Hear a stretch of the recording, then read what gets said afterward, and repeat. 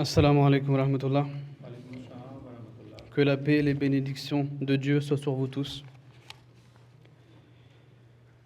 أشهد أن لا إله إلا الله وحده لا شريك له وأشهد أن محمدا عبده ورسوله أما بعد فأعوذ بالله من الشيطان الرجيم بسم الله الرحمن الرحيم. Au nom d'Allah, le gracieux, le miséricordieux. Chers invités, je vous présente la salutation islamique. Assalamu alaikum wa rahmatullahi wa barakatuhu. Que la paix et les bénédictions de Dieu soient sur vous tous.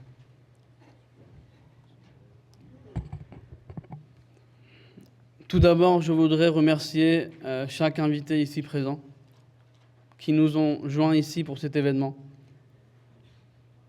Et en tant qu'imam local de ce centre islamique, je suis très touché et je suis très ravi que vous aviez accepté notre invitation pour cette conférence. Et votre présence ici prouve qu'il y a encore dans le monde des personnes qui sont ouvertes d'esprit et qui n'ont rien à craindre de l'islam. Et je veux également préciser que mes remerciements ne sont pas offerts par simple courtoisie, mais plutôt par un devoir religieux que l'islam me confie, comme l'a enseigné le prophète de l'islam, Mohammed, que la paix soit sur lui.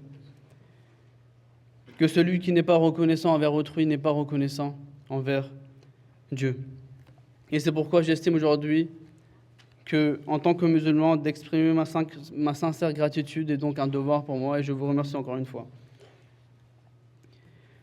Donc on m'a demandé de vous introduire à la communauté Ahmadiyya. Dans ce discours, vous allez entendre beaucoup de services que la communauté rend à travers le monde entier. Mais dès le départ, d'emblée, j'aimerais dire ici que je ne veux pas que les personnes qui sont présentes ici se disent que l'on veut qu'on soit loué, ou que ces services, comme notre bien-aimé calife, le chef actuel, il disait à un endroit que nous ne recherchons ni louange ni récompense pour ces efforts. Mais pourquoi on est obligé aujourd'hui de parler de la positivité à propos de l'islam? C'est parce qu'il y a beaucoup de négativité. Et c'est donc pour cela que je vais donc introduire la communauté Ahmadiyya. L'Ahmadiyya a été fondée en 1889 en Inde et revendique être la renaissance de l'islam. Plus précisément la renaissance des valeurs spirituelles et morales de l'islam. Elle a été fondée par Hazrat Mirza Ghulam Ahmad, alayhi salatu wassalam, et qui s'est proclamé être le Messie, l'imam al-Mahdi, la seconde venue de Jésus, ainsi que le réformateur promis non seulement par le prophète sallallahu alayhi wa sallam, mais prédit ou prophétisé de toutes les grandes religions. Aujourd'hui, chaque religion attend un sauveur, un Messie. Et la communauté Ahmadiyya revendique donc avoir accepté ce Messie. Et vous pouvez aussi voir la photo du fondateur de la communauté Ahmadiyya sur vos écrans aussi. Maintenant, le saint prophète, le fondateur de l'islam, paix sur lui, avait prédit qu'un temps viendra quand les musulmans, dans leur grande majorité, oublieront les préceptes originels de l'islam. Le prophète de l'islam avait donc prédit le déclin des musulmans. Il l'avait déjà dit. Il y a plusieurs des traditions où vous pouvez lire où il a été écrit que les mosquées seront remplies mais seront vides de droiture.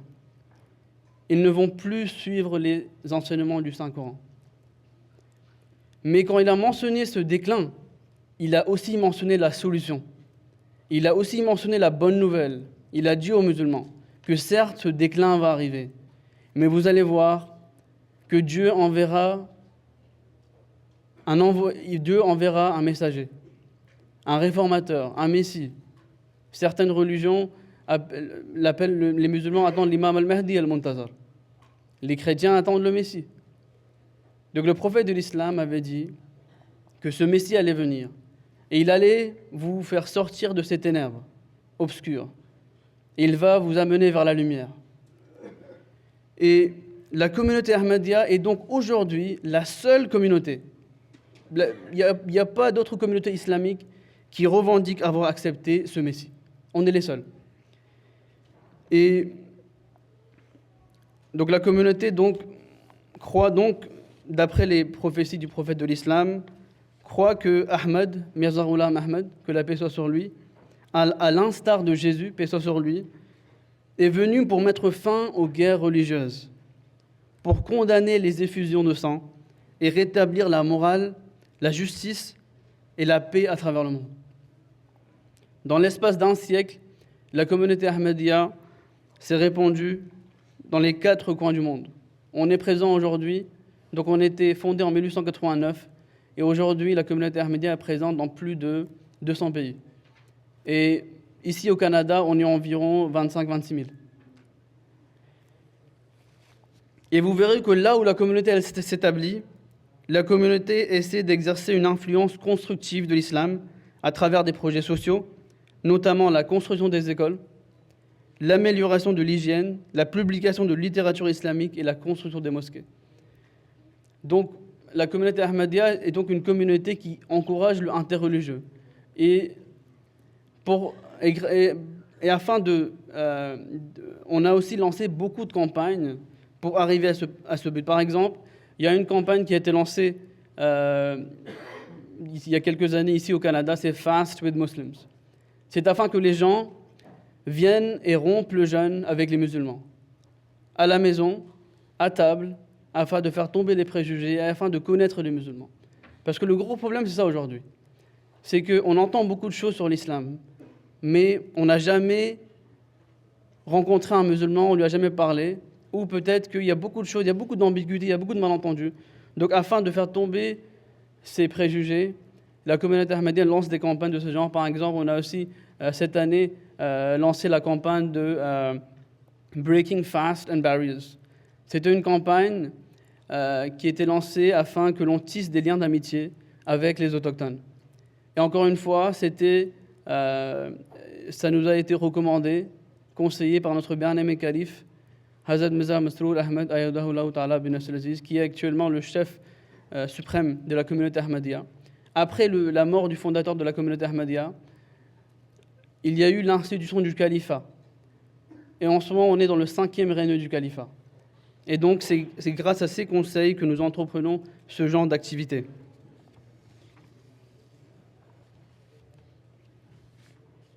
Donc, la communauté Ahmadiyya, vous verrez que là où elle est établie, elle prêche la paix, la tolérance, l'amour et la compréhension entre suivants de différentes communautés.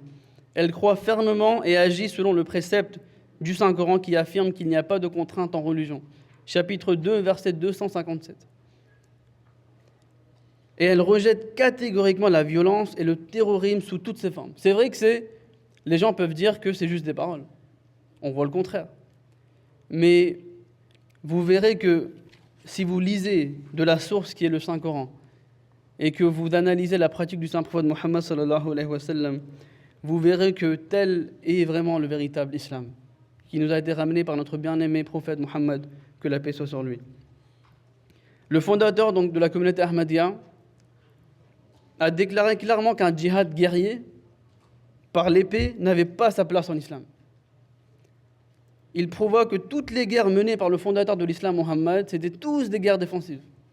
Elles avaient été imposées sur les musulmans. Le prophète de l'islam a été persécuté pendant 13 longues années à la Mecque.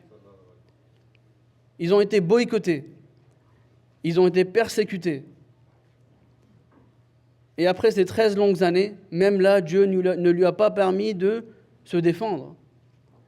Après 13 longues années, Dieu lui a dit « Va migrer à Médine. Ils ne veulent pas que tu pratiques ta religion, va dans une autre ville. » Il est parti dans une autre ville. Même là, il s'est fait poursuivi. Et c'est là que le verset qui a été révélé dans le Saint-Coran à propos du djihad, c'est en fait, le verset dit que si cet ordre de se défendre n'avait pas été donné, alors il n'y aurait plus de cloître, il n'y aurait plus d'église, il n'y aurait plus de mosquée. Donc c'était la liberté de religion C'était grâce pour cette liberté de religion que le prophète de l'islam avait donc commencé ces guerres défensives. Et quand on dit que que le fondateur de la communauté Ahmadiyya, il a déclaré que le djihad guerrier par l'épée, il n'y a pas de place, il a dit que maintenant, et il enseigne à ses disciples de mener un djihad intellectuel, de la plume. Et à cette fin, Ahmad, alayhi salam, écrivit plus de 80 livres et des dizaines de milliers de lettres. Il prononça des centaines de discours et s'engageait dans des dizaines de débats publics. Et récemment, on avait aussi un kiosque dans le Salon du Livre de Montréal de la semaine dernière, où on présentait la traduction en français du Saint-Coran, la vie du prophète Mohammed, que la paix soit sur lui, afin que les gens, encore une fois, lisent eux-mêmes de la source, et afin qu'ils sachent que l'islam est actuellement une religion de paix. Mais la communauté est aussi persécutée.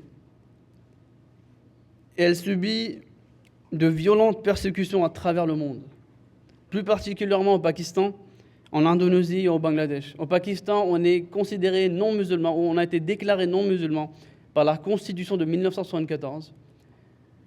On n'a pas le droit, par exemple, si je prononce la salutation islamique « Assalamu alaikum », je vais être emprisonné pendant plusieurs années. Beaucoup de nos morts ont été désenterrés au Pakistan. Même si on se considère musulman, on nous a interdit d'enterrer nos membres dans les cimetières musulmans. Et c'est une persécution qui est aujourd'hui constante. Mais regardez que l'Ahmadiyya n'a jamais répondu à la violence par la violence. On a toujours répondu à la violence par l'amour. Et c'est pour ça qu'on n'a jamais pris les armes, même au Pakistan. Alors que la communauté est en train de subir, chaque 2 semaines, il y a quelqu'un qui tombe en martyr de la communauté Ahmadiyya.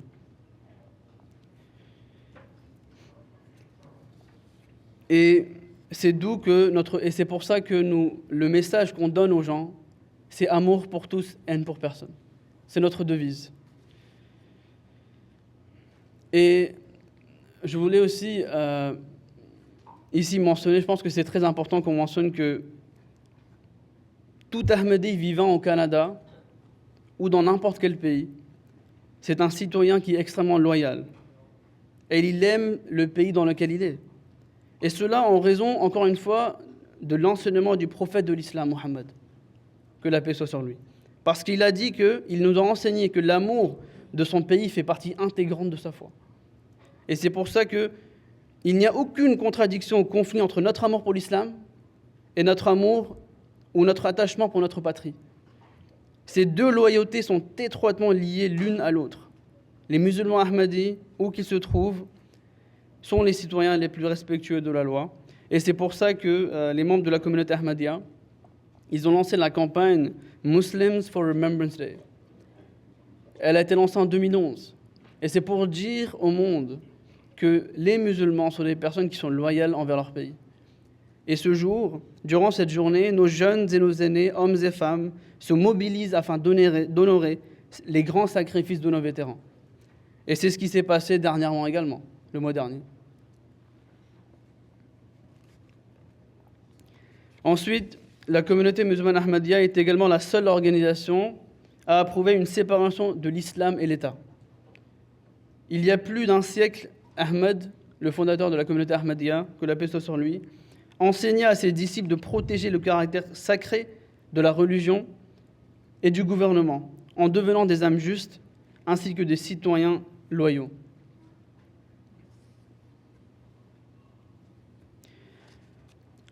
Ensuite, il y a un aspect particulier. C'est que le fondateur de la communauté Ahmadiyya, il a mis beaucoup d'emphase afin que l'on reconnaisse notre obligation, notre devoir primordial d'assister toutes les personnes en difficulté. Et maintes fois, le fondateur de la communauté Ahmadiyya a mentionné que j'ai été envoyé pour 2 raisons. Afin que j'encourage les gens d'accomplir les droits de Dieu et les droits de ses créatures.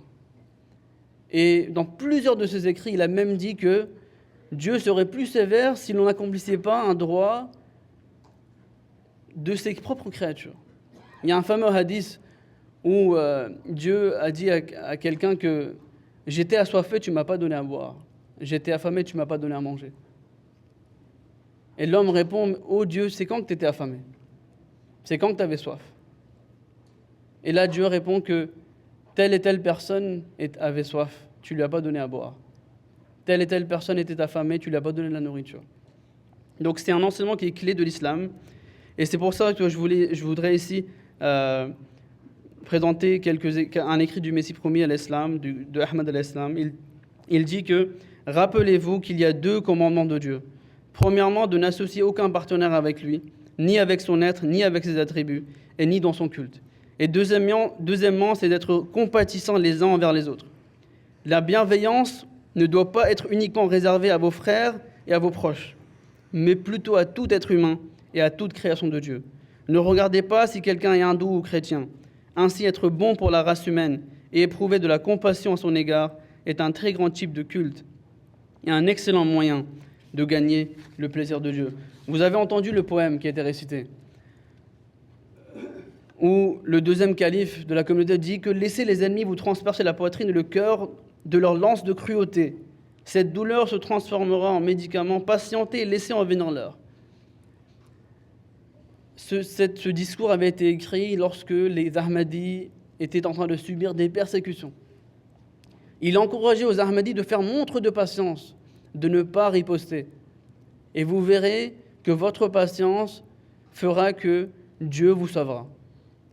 Et c'est cet enseignement de patience que la communauté Ahmadiyya essaye de faire propager à travers le monde. Donc pour le service de l'humanité, le 4e calife, le 4e calife, Hazrat Mirza Tahir Ahmad, il a fondé une organisation caritative de nom Humanity First en 1993.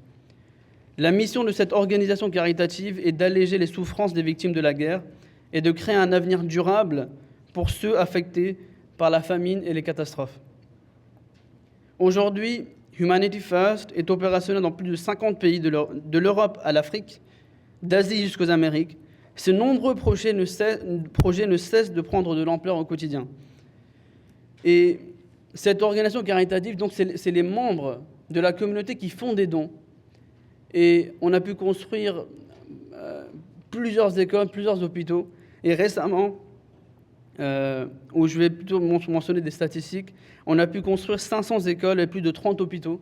Et récemment, au Guatemala, il y a un mois, le chef de la communauté Ahmadiyya s'est rendu au Guatemala et a inauguré un hôpital, l'hôpital Nasser. Et juste pour vous dire brièvement que le système de santé au Guatemala est en réalité effondré. L'intégralité du système de soins est surchargée, il y a un manque de médicaments, de fournitures médicales. Et selon le rapport du programme de développement des Nations Unies,